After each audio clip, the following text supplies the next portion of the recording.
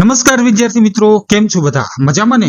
હું મિથુન વાઘેલા અને અમારી યુટ્યુબ ચેનલ દિવ્યજ્યોત એજ્યુકેશનની અંદર તમારું ખૂબ ખૂબ સ્વાગત કરું છું. મિત્રો, આજે હું એક નવી જ ટ્રીક લઈને આવ્યો છું વર્ગ મેળવવા માટે. મિત્રો, પરીક્ષાની અંદર જ્યારે તમને વર્ગ માટેના પ્રશ્નો આડકતરી રીતે પૂછાય છે ત્યારે આપણે ખૂબ જ હેરાન થઈએ છીએ અને વર્ગ નથી મેળવી શકતા. તો મિત્રો, આવા પ્રશ્નો જ્યારે પૂછાય છે ત્યારે એકદમ ફટાફટ વર્ગ કઈ રીતના મેળવવો એની રીત હું અહીં લઈને આવ્યો છું. મિત્રો, ખૂબ જ સરસ મજાની ટ્રીક છે અને આ ટ્રીક જે છે એ તમારી દરેક પરીક્ષાઓ જેવી કે જીપીએસસી, યુપીએસસી, ડીવાયએસઓ, એસટીઆઈ, તલાટી, GSSB દ્વારા લેવાતી કોઈ પણ પરીક્ષા અથવા સેન્ટ્રલ ગવર્મેન્ટની એસએસસી CGL હોય, એસએસસી GD હોય કે પછી કોઈ પણ પરીક્ષા હોય, આ દરેક પરીક્ષામાં આ વર્ગ મેળવવાની આ જે ટ્રીક છે એ ખૂબ જ ઉપયોગી નીવડશે. તો ચાલો મિત્રો, એક સાથે આ વર્ગ મેળવવાની જે રીત છે એ આપણે સમજીએ.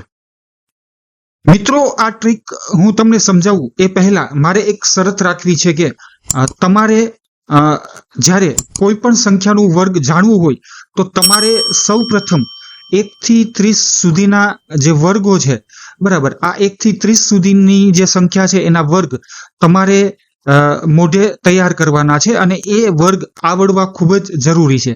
તો મારી એક તમને વિનંતી છે કે આ વર્ગ તમે પાકા કરી લો અને આ વર્ગ જે છે 1 થી લઈ અને 30 સુધીના વર્ગ મેં અહીં આપ્યા છે. તમે આનો સ્ક્રીનશોટ લઈ શકો છો. હવે માત્ર 3 જ સ્ટેપની અંદર આપણો જે વર્ગ જે છે એ નીકળી જશે.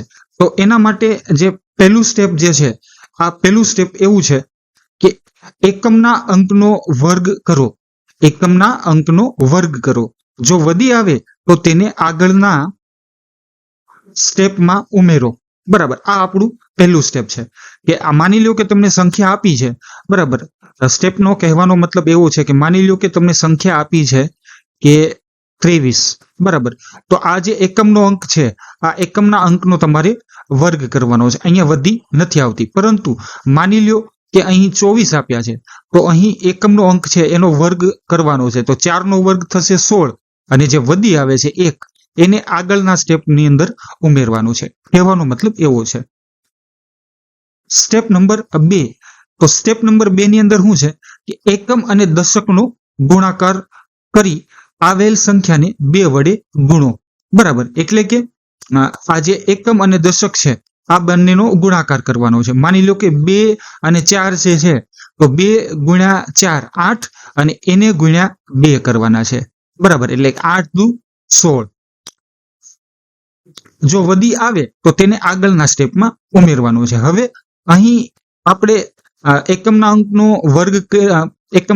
વર્ગ કર્યો, 16 આવ્યા, એમાં 1 વધી આવી. હવે બીજા સ્ટેપ પ્રમાણે 2 અને 4 નો ગુણાકાર કર્યો, 8 આવ્યા, એને 2 વડે ગુણ્યા અને જે આવેલ વધી છે એ ઉમેરી. એટલે કે કેટલા થયા? તો કે 8 જે હતા 8 દુ 16 અને 1 ઉમેર્યો એટલે કે 17. હવે 1 વધી આવી. આ આવેલ વધીને શું કરવાનું છે? આગળના સ્ટેપમાં ઉમેરવાની છે. બરાબર, એટલે આ રીતના કહેવાનો મતલબ છે. અને ત્રીજું સ્ટેપ એવું છે કે દશકનો અંક અથવા 100મા સ્થાન પર રહેલ સંખ્યાનો વર્ગ કરી મળેલ વધી ઉમેરો. એટલે અહીં દશકનો અંક કેટલો છે? તો કે 2 છે. બરાબર, તો આ 2 નો વર્ગ કરવાનો. 2 નો વર્ગ કેટલો થયો? 4.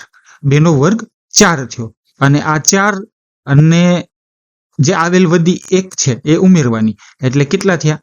તો કે 5. તો આ 577 જે છે, બરાબર, એનો 24 નો વર્ગ થઈ જશે. બરાબર મિત્રો, આ રીતના કહેવાનો મતલબ છે. તો તમે સમજી ગયા છો? ફરીથી આપણે સમજી લઈએ. એકમના અંકનો વર્ગ કરો, જો વધી આવે તો તેને આગળના સ્ટેપમાં ઉમેરો. એકમ અને દશકનો ગુણાકાર કરી આવેલ સંખ્યાને 2 વડે ગુણો. જો વધી આવે તો તેને આગળના સ્ટેપમાં ઉમેરો. દશકનો અંક અથવા 100મા સ્થાન પર રહેલ સંખ્યાનો વર્ગ કરી મળેલ વધી ઉમેરો. બરાબર, આ રીતના છે. તો તમે સમજી ગયા છો. હવે આપણે ઉદાહરણો જોઈએ.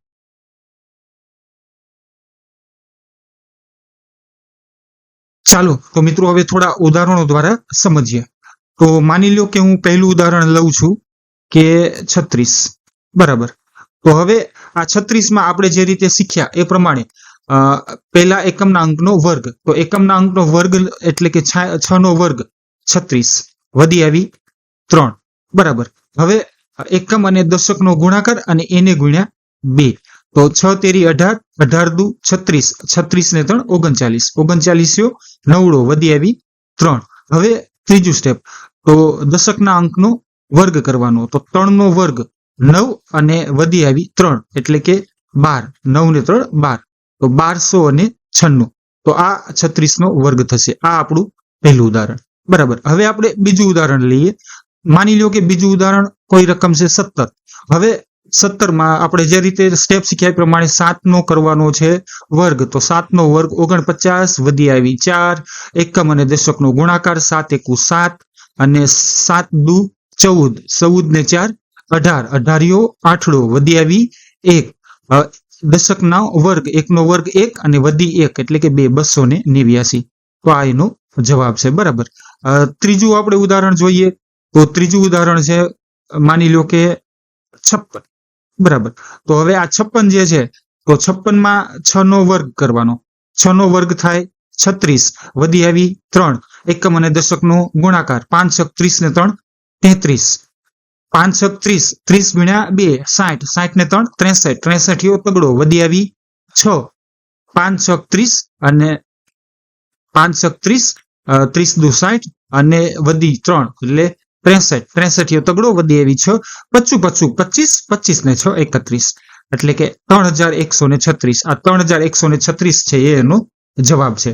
હવે કોઈ બીજી આપણે રકમ લઈએ. માની લો કે આપણે એક રકમ લઈએ છે 89 બરાબર. તો હવે 89 રકમ લઈએ છે, તો 9 81 બરાબર, વધી આવી 8, 8 નવા 72, 72 ને 8 81, 81 એકડો વધી આવી 8, 88 66, 66 ને 8 72 બરાબર. આ એનો જવાબ છે. આપણે પાંચમો દાખલો લઈએ. તો પાંચમા દાખલાની અંદર માની લો કે આપણી પાસે રકમ છે 46. 1 મિનિટ મિત્રો, મેં અહીં કાંઈક ભૂલ કરી છે. 1 મિનિટ. 89, 89 એટલે 89 81 વધી આવી 8, 8 નવા 72, 72 ને 8 નથી કરવાના, 8 નવા 72, 72 ગુણ્યા 8 144, 144 ને 8, 144 ને 8 કેટલા થાય 52, 144 ને 8 152 વધી આવી 15 અને 88 66, 66 ને 15, 66 ને 15 કેટલા થાય તો કે 79, 7921.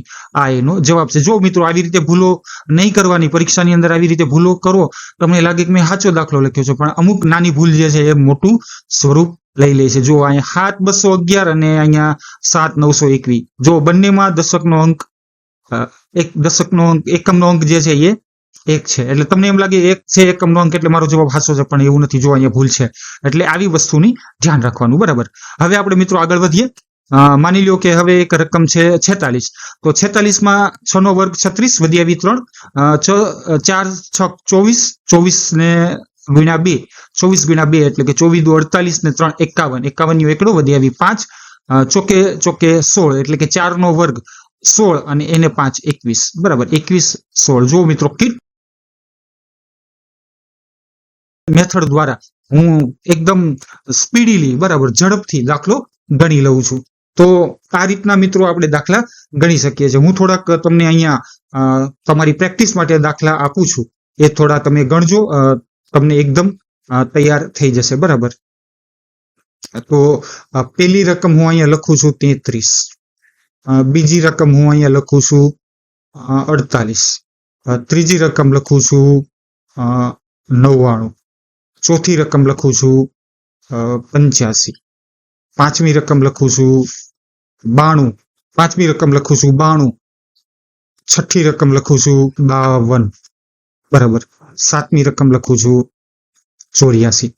તો આ રીતે તમે આટલી જે રકમ આપી છે એનો જાતે પ્રેક્ટિસ કરી જવાબ મેળવજો, અને આ જવાબ મારી કોમેન્ટ બોક્સની અંદર જરૂરથી લખજો. જવાબ જ્યારે તમે આપો ત્યારે જે દાખલા નંબર છે એ લખી અને એનો જવાબ લખજો બરાબર મિત્રો.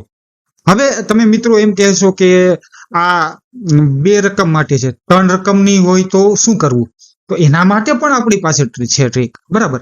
ચાલો આપણે એ પણ સમજીએ. હવે મિત્રો તમને જે સવાલ થાય છે એ પ્રમાણે કે 3 ની સંખ્યા હોય તો આપણે શું કરવું, 3 અંકની સંખ્યા હોય તો શું કરવું. તો મિત્રો જો 3 અંકની સંખ્યા હોય તો જો કે સરકારી પરીક્ષા, ગવર્મેન્ટ પરીક્ષાની અંદર ક્યારેય 3 અંકની સંખ્યાનો વર્ગ નથી પૂછાતો, છતાં પણ માની લો કે કોઈ જીપીએસસી જેવી લેવલની પરીક્ષા છે અને તમને પૂછાઈ ગયું તો તમે આ ટ્રીક યાદ રાખજો, બરાબર. તો ચાલો સમજીએ. તો 3 અંકની સંખ્યામાં એવું છે કે એકમના અંકનો વર્ગ કરવાનો. આપણે જે 2 અંકની સંખ્યાનો જે વર્ગ સમજ્યા એ રીતના જ છે, પણ થોડીક અલગ છે. એકમના અંકનો વર્ગ કરવાનો છે, ત્યારબાદ જે આપણને એ વર્ગ દરમિયાન જે વધી મળે છે એ આગળના સ્ટેપમાં ઉમેરવાની છે. હવે તો કે એકમ અને દશક તથા સોમાં સ્થાનમાં જે સંખ્યા છે આ બંનેનો આપણે મિશ્રણ કરી જે સંખ્યા બને છે આ સંખ્યા વડે 2 નો ગુણાકાર કરવાનો છે. જે મળેલ વધી છે એ દશક અને 100 ના સ્થાનમાંથી જે બનતી સંખ્યા છે એનો વર્ગ કરી અને એની અંદર ઉમેરવાની છે, બરાબર. તો આને આપણે ચાલો એક ઉદાહરણ દ્વારા સમજીએ, બરાબર. માની લો કે આપણે એક સંખ્યા લઈએ 156, બરાબર. હવે આ 156 છે એમાં પેલા એકમની સંખ્યાનો વર્ગ કરવાનો છે, તો 6 નો જે વર્ગ છે એ થશે 36, વધી આવશે 3. હવે શું કરવાનું છે, તો કે એક દશક અને 100 આ બંને સંખ્યાથી જે આપણને સંખ્યા મળે છે એનો એકમ વડે ગુણાકાર કરવાનો, એટલે કે 1590.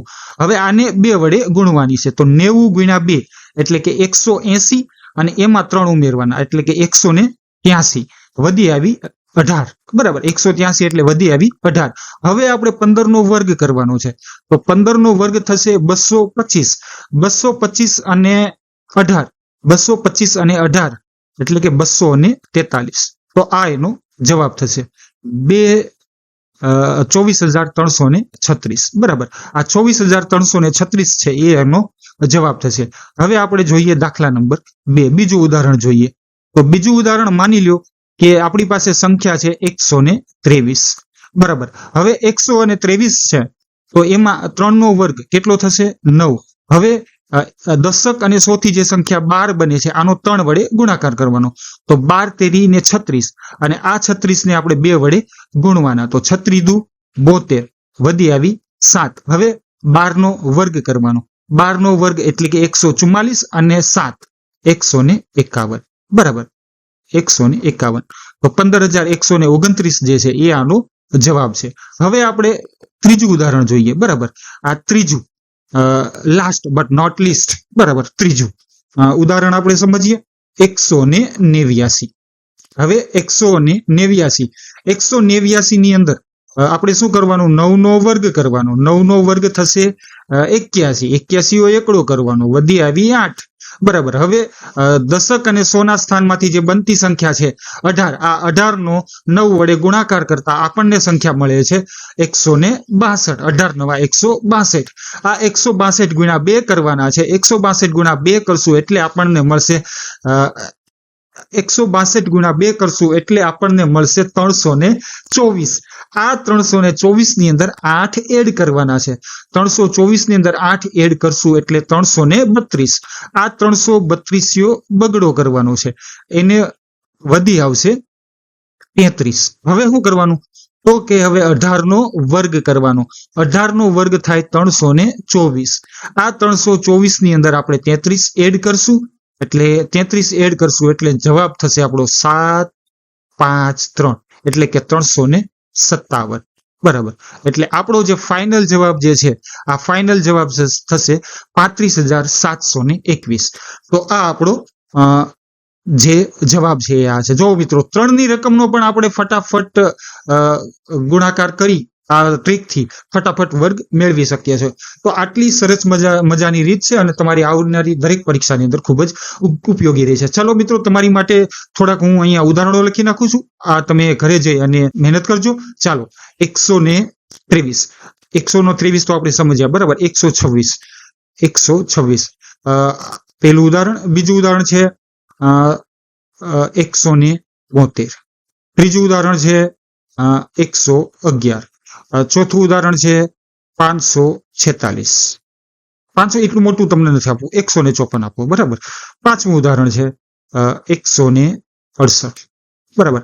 તો આ 5 ઉદાહરણો તમારે જાતે ઘરે ગણવાના છે અને એનો જવાબ મને એના અંક સાથે તમારે મને દેવાનો છે, કેટલામાં નંબરનું ઉદાહરણ છે અને એનો જવાબ આ છે, બરાબર. આ મને કોમેન્ટ બોક્સની અંદર તમારે જરૂર જણાવવાનું છે. તો મિત્રો અહીં આ લેક્ચર પૂર્ણ કરું છું. મિત્રો આ લેક્ચર કેવો રહ્યો એ કોમેન્ટ બોક્સની અંદર મને જરૂર જણાવજો અને અમારી આ ચેનલ દિવ્યજ્યોત એજ્યુકેશનને લાઈક કરો, શેર કરો અને સબસ્ક્રાઇબ જરૂરથી કરો. મિત્રો ચોમાસાની ઋતુ ચાલી રહી છે અને એમાં મારી એક નમ્ર વિનંતી છે કે એક વૃક્ષ જરૂરથી વાવો, કારણ કે તમારું વાવેલું વૃક્ષ જે છે એ વરસાદથી ફટાફટ ઉગી નીકળશે. તો મિત્રો આટલું જરૂરથી કરો. ચાલો રજા લઉં છું. જય હિન્દ, જય ભારત, વંદે માતરમ. ધન્યવાદ.